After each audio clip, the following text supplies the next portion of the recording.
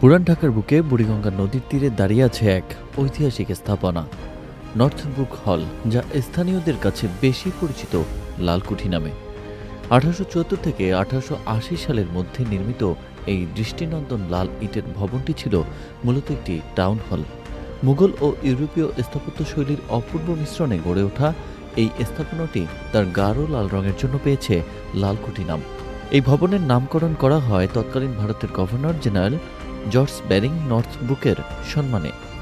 একসময় এটি ছিল ঢাকার গুরুত্বপূর্ণ সাংস্কৃতিক কেন্দ্র। 1926 সালে বিশ্বকবি রবীন্দ্রনাথ ঠাকুরের ঢাকা সফরের সময় এখানে তাকে সংবর্ধনা দেওয়া হয়, যা এই স্থাপনাটির ঐতিহাসিক গুরুত্ব আরও বাড়িয়ে তোলে। বর্তমানে সংস্কারের মাধ্যমে ফিরিয়ে আনা হয়েছে এর প্রাচীন জৌলুস। পুরান ঢাকার ঐতিহ্যের নিদর্শন হিসেবে লালকুঠি আজও ইতিহাসের সাক্ষী হয়ে দাঁড়িয়ে আছে।